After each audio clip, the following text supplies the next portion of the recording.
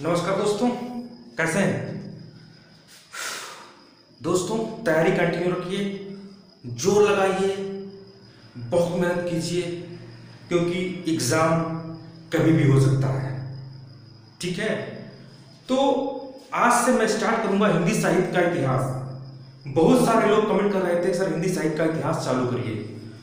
तो देखो, स्टार्ट करना और चालू करना ये तो मैं तुरंत कर सकता था, लेकिन हमारा कहने का मतलब ये है कि मैं उसे ऐसा स्टार्ट करूं क्रमबद्ध तरीके से कि कोई क्वेश्चन छूटे ना। ठीक है, कोई क्वेश्चन ना छूटे। तो आइए हम स्टार्ट करते हैं हिंदी साहित्य का इतिहास। इस पोर्शन से बहुत इंपॉर्टेंट क्वेश्चन मिलेंगे। कहां से, मैं अभी आपको बताऊंगा। और देखिए, ये जो मैं कराता हूं हिंदी हर सब्जेक्ट, जो हिंदी सब्जेक्ट होता है हर कंपटीशन के लिए सेम रहता है, चाहे यूपीपी हो, चाहे एग्रीकल्चर टीए हो, चाहे वीडियो हो। लेकिन स्पेशली इस समय में एग्रीकल्चर टीए वालों के लिए मैंने कर रहा हूं। हमें एग्रीकल्चर वाले स्टूडेंटों को बेड़ा पार लगाना है, क्योंकि मैं जितना कहूंगा उतना मैं करता हूं। मैं आपको जीएस और हिंदी में 40+ पक्का फंसवाऊंगा, ये आप निश्चित रहिए। ठीक है, आइए स्टार्ट करते हैं। हिंदी साहित्य का संक्षिप्त इतिहास और साहित्यिक विधाएं। देखो, हिंदी साहित्य का जो काल है, काल विभाजन।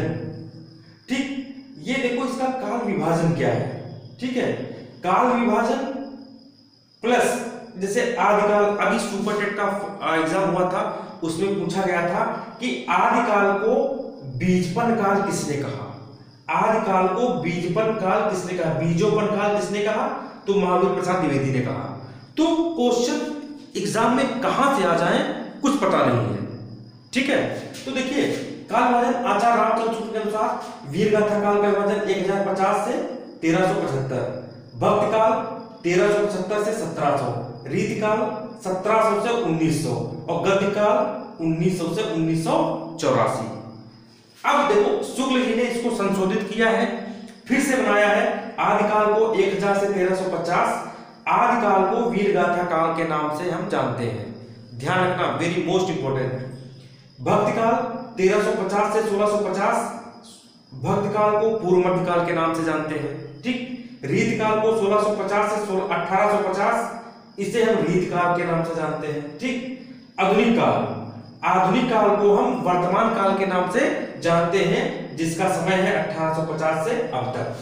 ठीक, अब विभिन्न कालों का नामकरण, मतलब आदिकाल को और किन किन नामों से जाना जाता है। ठीक, आदिकाल को वीरगाथा काल किसने कहा, आदिकाल को वीरगाथा काल कहा है आचार्य रामचंद्र शुक्ल ने।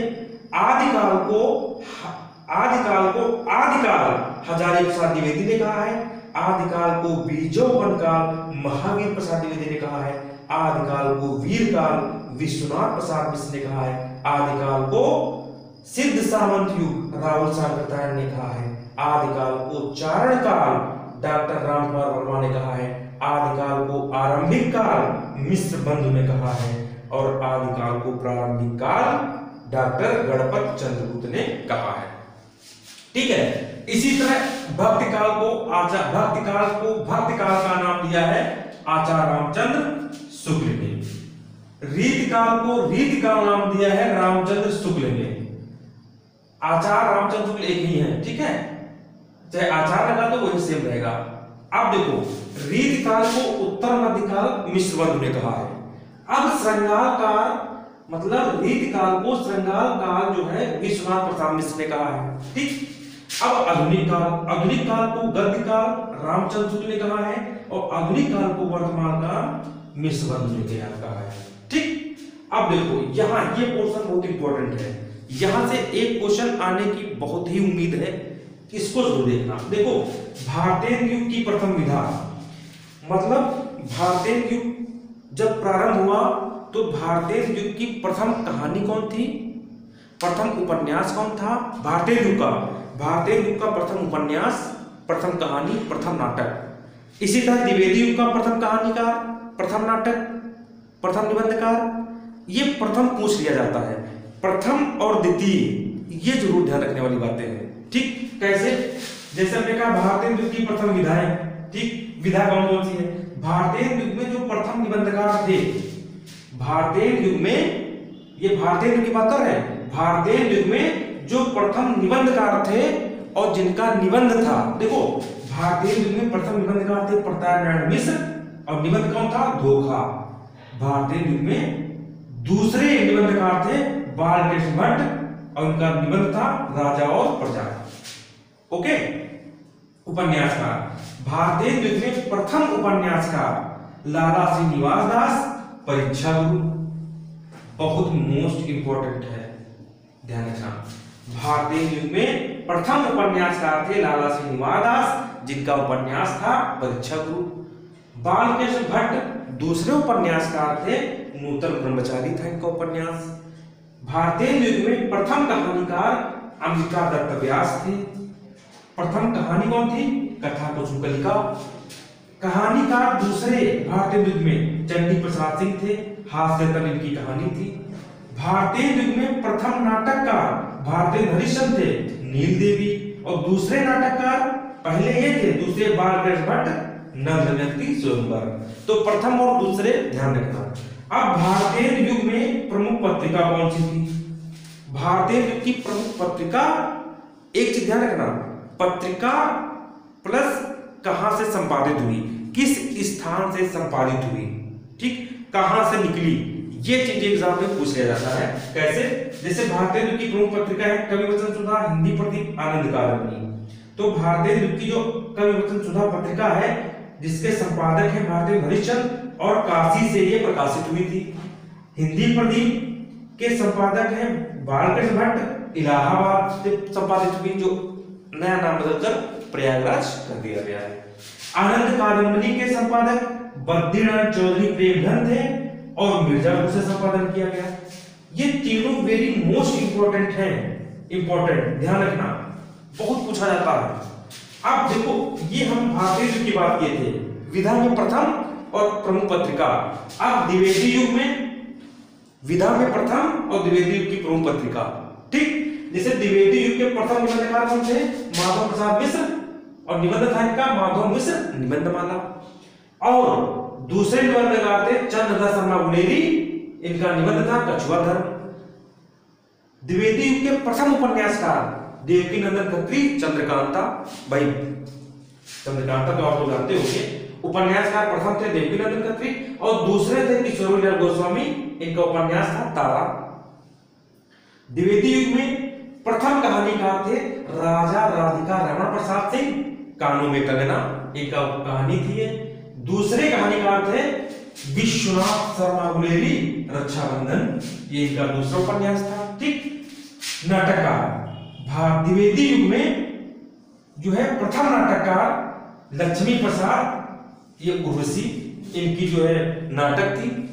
लक्ष्मी प्रसाद जो है द्विवेदी युग के प्रथम नाटककार थे और उनका जो नाटक था वो उर्वशी था, दिनकर वाला नहीं, ध्यान कर लेना। नाटक इनका जो है शिवनंदन सहाय, ये दूसरे नाटककार थे, इनकी जो इनका नाटक था वो सुदामा था। तो प्रथम द्वितीय, ये आप ध्यान रखना।